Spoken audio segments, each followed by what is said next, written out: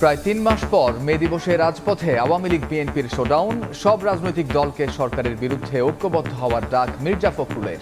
BNP নেতাকর্মীরা হতাশ, তাদের মুখে আন্দোলনের কথা হাস্যকর, জবাব ওবায়দুল কাদেরের।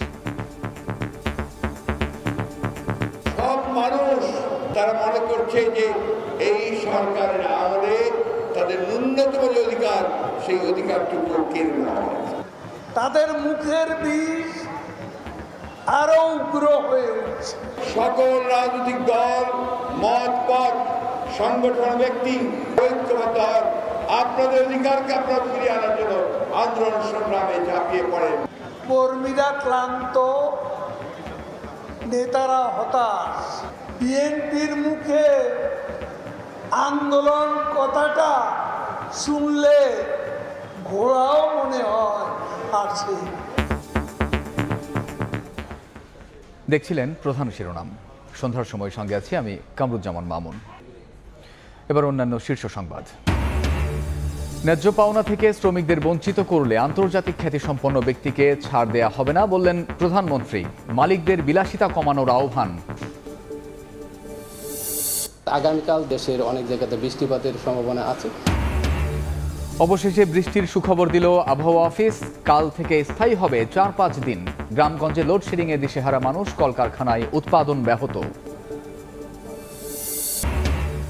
ভারতীয় চোরাই চিনিতে সয়লাভ বাজার মাত্র ৯৪ টাকায় মিলছে ১ কেজি। মিল মালিকদের কৃত্রিম সংকট সৃষ্টির সুযোগ নিচ্ছে চোরা কারবারিরা। মজুত পণ্য নিয়ে বেকায়দায় ব্যবসায়ীরা। এবং তিস্তার পর এবার গঙ্গার পানি নিয়ে মাথা ব্যথা মমতার। সরাসরি চুক্তির বিরোধিতা না করলেও স্থানীয় বিধায়কদের ক্ষতিপূরণের আন্দোলনে নামার নির্দেশ।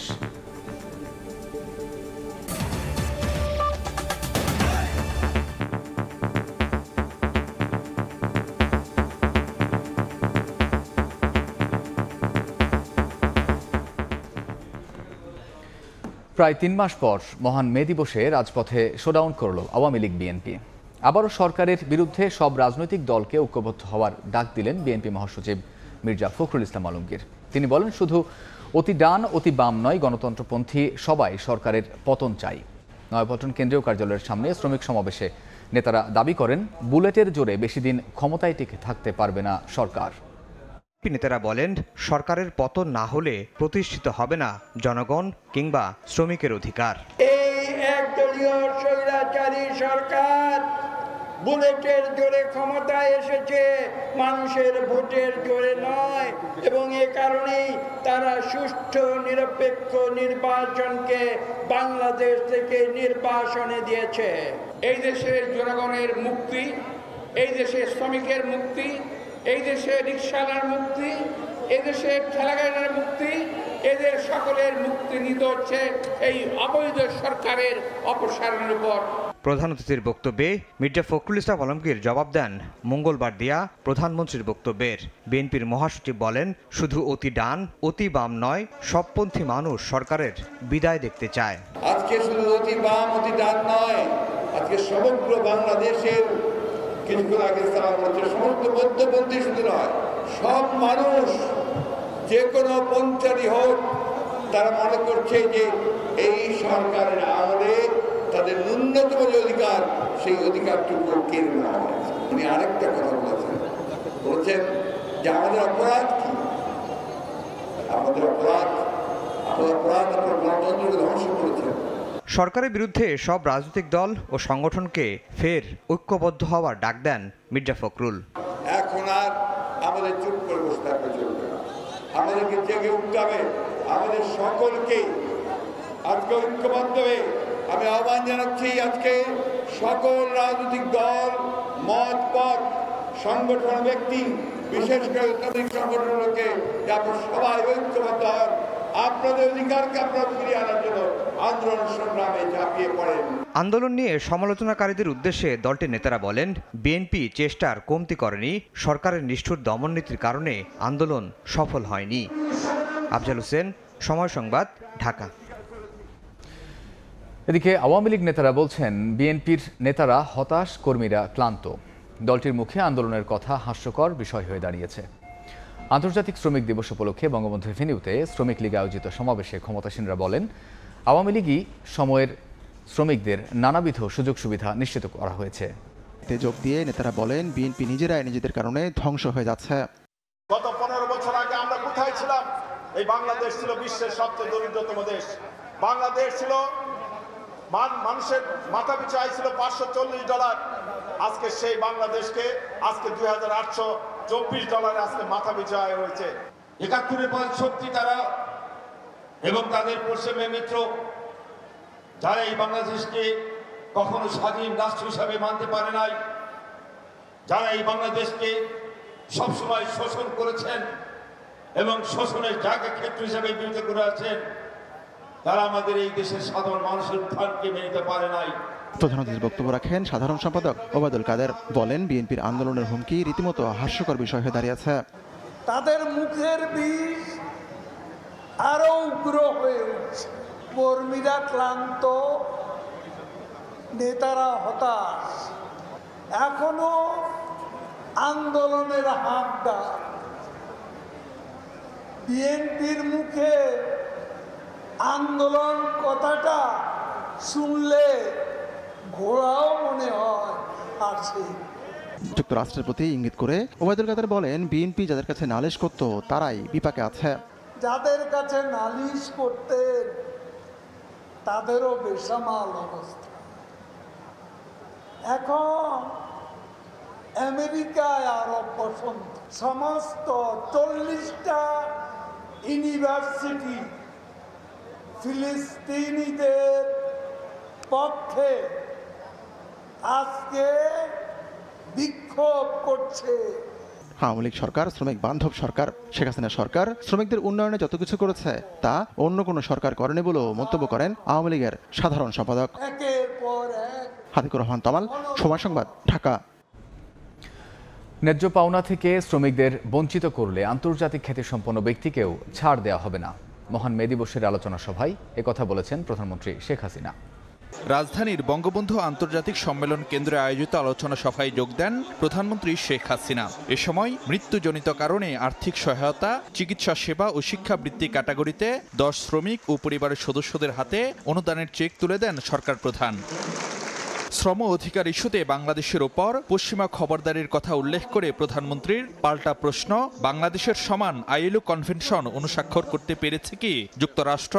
যদি আমাদের শ্রমিকদের ন্যায্য পাওনা থেকে বঞ্চিত করে, সে যে যত বড়ই হোক না কেন, আন্তর্জাতিক খ্যাতি সম্পন্ন হলেও তাদেরকে আমরা ছাড়ি না, ছাড়বো না।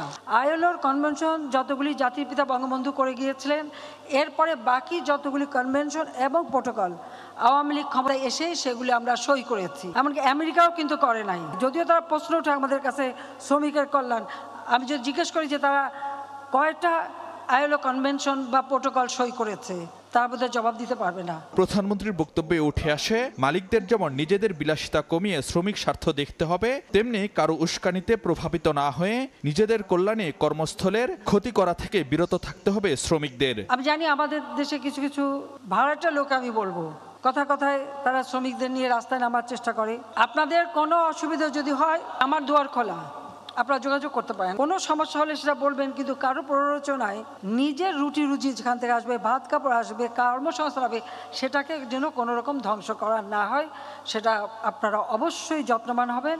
আর মালিকদেরও বলবো, বিলাসিতার কিছু অংশ ছেড়ে দিয়ে শ্রমিকদের কল্যাণে দেখবেন। এ সময় বৈশ্বিক মূল্যস্ফীতি বিবেচনায় তৈরি পোশাক জাতীয় পণ্যের ক্রয় মূল্য বাড়াতে আন্তর্জাতিক ক্রেতাদের প্রতি আহ্বান জানান সরকার প্রধান।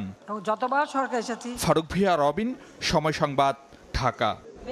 অবশেষে আবহাওয়া অফিসের সুখবর। উত্তর পূর্ব দিক থেকে আসছে বৃষ্টি। আগামীকাল থেকে স্থায়ী হবে 4-5 দিন। তবে আজও তীব্র গরমে অস্বস্তিতে ঢাকাবাসী। দুজন মানুষ নিয়ে টানা বা 3 মানুষ নিয়ে টানা অনেক আমাদের কষ্ট হয়ে যায়। তাপমাত্রা বেশি, জলে জ্বালা পোড়া করে গরমে। তবু নিতান্তই যারা বাইরে, তাদের যেন দীর্ঘশ্বাস। একটা করে বাড়ানো হচ্ছে, শার্ট প্যান্ট সম্পূর্ণ ধুয়ে গেছে। গায়ে পোশাকও গরম লাগে, রাস্তায় গরম লাগে, গাড়ি গরম, উপর থেকে গরম, চতুর্দিকে গরম। এবারে একটাই চাওয়া, কবে আসবে বৃষ্টি, কবে ফিরবে স্বস্তি। দোয়া করেন সবাই আল্লাহর কাছে, আল্লাহ যেন বৃষ্টি দেয়। একটু বৃষ্টি হলে তো আরাম পাইতাম অবশ্যই। নামাজ পড়ে বৃষ্টির জন্য আল্লাহ তো দিতেছেন বৃষ্টির, তবে পুরোপুরি শান্তি মিলবে আরো 2-1 দিন বাদে। 2রা মে আমরা আশা করছি দেশের তাপমাত্রা অনেক জায়গাতে কমে যাওয়ার সম্ভাবনা আছে এবং সেই সাথে দেশের অনেক জায়গাতে বৃষ্টিপাতের সম্ভাবনা আছে। ক্রমান্বয়ে এই বৃষ্টিপাতের সম্ভাবনা আগামী 4-5 দিন পর্যন্ত 5-6 দিন পর্যন্ত অব্যাহত থাকবে এবং তাপমাত্রা মোটামুটি সহনশীলতার মধ্যে আসবে। বৃষ্টির সঙ্গে সম্ভাবনা আছে ঝোড়ো হাওয়া আর শিলাবৃষ্টির। বৃহস্পতিবার থেকে নগরে আসছে স্বস্তির বৃষ্টি। তাহলে হয়তো আর কটা দিন মিলবে কিছুটা প্রশান্তির খবর। রাশেদ লিমন, সময় সংবাদ, ঢাকা। দেশে চিনিকল মালিকদের কৃত্রিম সংকট সৃষ্টির সুযোগে বাজার দখল করে নিয়েছে ভারতীয় চোরাই চিনি। বর্তমানে পাইকারি পর্যায়ে দেশি চিনির দর প্রতি কেজি 126 টাকা নির্ধারিত থাকলেও মাত্র 94 টাকাতেই মিলছে ভারতীয় চিনি। সিলেটের ইকরামুল কবিরের সঙ্গে নিয়ে চট্টগ্রাম থেকে কমলদের রিপোর্ট। সিলেটের বিভিন্ন সীমান্ত দিয়ে ভারতীয় চিনির চালান বাংলাদেশে আনা বর্তমানে অনেকটা ওপেন সিক্রেট হয়ে দাঁড়িয়েছে। সীমান্তে শিথিলতার সুযোগে ভারতীয় চিনিতে 6 লাভ বাংলাদেশের বাজার। মিল মালিকদের কারসাজির মুখে রোজার আগে প্রতি মণ চিনি 5,000 টাকা অতিক্রম করে যায়, আর এখন তা 4,650 টাকা হিসেবে প্রতি কেজির দাম 126 টাকায় নেমে এসেছে। ইন্ডিয়ান চিনিগুলো ওখানে ঢুকাই, এখানে বিভিন্ন ব্র্যান্ডের চিনিগুলো বলে নামগুলো ব্যস্ত আছে, কোনো ডকুমেন্ট নাই। যেভাবে চোরাচালানে ইন্ডিয়ান চিনি বাংলাদেশে ঢুকতেছে তাতে আমরা বৈধ যারা ব্যবসা করি তারা কিন্তু ব্যবসা করতে পারতেছি না। চট্টগ্রামে চলতি মাসে পুলিশ এবং র্যাবের পৃথক দুটি অভিযানে অন্তত 1000 মেট্রিক টন ভারতীয় চিনি জব্দ হয়। কিছু অসাধু ব্যবসায়ী এই চিনিগুলো অবৈধ পন্থায় বাংলাদেশে ভারতের সীমান্ত দিয়ে ট্যাক্স ফাঁকি দিয়ে তারা এটি মজুত করে এবং বাংলাদেশের বিভিন্ন বড় বড় ব্যবসায়ীদের কাছে বিক্রি করে 8 থেকে 10,000 কোটি টাকা বছরে রাজস্ব হারাচ্ছে। ভারত থেকে অবৈধ চিনি ব্যবসা বন্ধ হয়ে যায়, তখন বাংলাদেশের চিনির বাজার অস্থির হয়ে যাবে। আমরা 500 টাকা কেজি দিয়েও হয়তো চিনি পাবো না। বাংলাদেশে বছরে প্রায় 22 লাখ মেট্রিক টন চিনির চাহিদা রয়েছে। দেশের প্রতিষ্ঠিত 6 থেকে 8টি প্রতিষ্ঠান আমদানি করা কাঁচামাল পরিশোধন করে চিনি বাজারজাত করছে। কমল দে, সময় সংবাদ, চট্টগ্রাম। দেখছেন সন্ধ্যার সময়। তিস্তার পর এবার ফারাক্কা ব্যারাজ দিয়ে বাংলাদেশে পানি যাওয়ায় পশ্চিমবঙ্গের ক্ষতি নিয়ে তীব্র হুঙ্কার দিলেন পশ্চিমবঙ্গের মুখ্যমন্ত্রী মমতা বন্দ্যোপাধ্যায়। সরাসরি চুক্তির বিরোধিতা না করলেও স্থানীয় বিধায়কদের ক্ষতিপূরণের আন্দোলনে নামার নির্দেশ দেন মমতা। বিস্তারিত জানাচ্ছেন সুব্রত আচার্য। ফারাক্কা ব্যারাজ নিয়ে যখন চুক্তি হলো, দেবগৌড়া, সিপিএম এবং বাংলাদেশের মধ্যে, তিস্তার পর এবার গঙ্গা নিয়ে চটেছেন মমতা। বুধবার দুপুরে মালদার ফারাক্কায় নির্বাচনী সভায় দাঁড়িয়ে দেশটির কেন্দ্রীয় সরকারের বিরুদ্ধে সুর চড়ান মমতা। সরাসরি ফারাক্কা চুক্তির বিরোধিতা না করলেও ফারাক্কা ব্যারাজ দিয়ে পানি যাওয়ার কারণে স্থানীয় কৃষকরা সেচ কাজে অসুবিধায় পড়ছেন বলে দাবি করেন মমতা। তিনি বলেন, কেন্দ্র ক্ষতিপূরণের 700 কোটি টাকাও দেয়নি এবং ড্রেজিংও করেনি। এ নিয়ে আন্দোলন হওয়া উচিত। যখন বন্যায় লোক ভেসে যায় তখন ফরাক্কাকে বলতে বলতে বলতে বলতে আমাদের মুখ ব্যথা হয়ে যায়। ফরাক্কা ব্যারেজ কর্তৃপক্ষ কোনো কথা শোনে না, এটা নিয়ে বড় আন্দোলন করা উচিত। অন্যদিকে মমতার নেতৃত্বাধীন পশ্চিমবঙ্গ রাজ্য সরকারের আপত্তির মুখে আজও আলোর মুখ দেখেনি বাংলাদেশের অধিকার বহু প্রত্যাশিত তিস্তা চুক্তি। সুব্রত আচার্য, সময় সংবাদ, পশ্চিমবঙ্গ, ভারত। সন্ধ্যার সময়। টি-20 সিরিজ সামনে রেখে চট্টগ্রামে অনুশীলন করেছে বাংলাদেশ ও জিম্বাবুয়ে ক্রিকেট দল। তবে এদিন টাইগারদের অনুশীলনে যোগ দেননি মাহমুদুল্লাহ আফিফ সহ গতকাল ঢাকা প্রিমিয়ার লিগে খেলা 3 ক্রিকেটার। ব্যতিক্রম তানভীর ইসলাম। বিকেলে টাইগারদের অনুশীলনে যোগ দেন এই স্পিনার। প্রথমবারের মতো টি-20 দলে ডাক পাওয়া ওপেনার তানজিদ তামিম দীর্ঘ সময় নেটে ব্যাটিং অনুশীলন করেন। স্কোয়াডে না থাকলেও মাঠে গিয়েছিলেন সৌম্য সরকার, যদিও অনুশীলন করতে দেখা যায়নি তাকে। এর আগে জহুর আহমেদ চৌধুরী স্টেডিয়ামে অনুশীলন করে জিম্বাবুয়ে।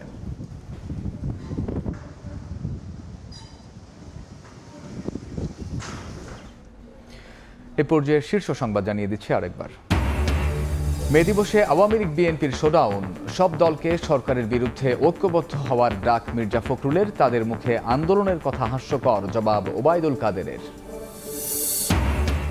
অবশেষে বৃষ্টির সুখবর দিল আবহাওয়া অফিস। কাল থেকে স্থায়ী হবে 4-5 দিন। গ্রামগঞ্জে লোডশেডিংয়ে দিশেহারা মানুষ, কলকারখানায় উৎপাদন ব্যাহত।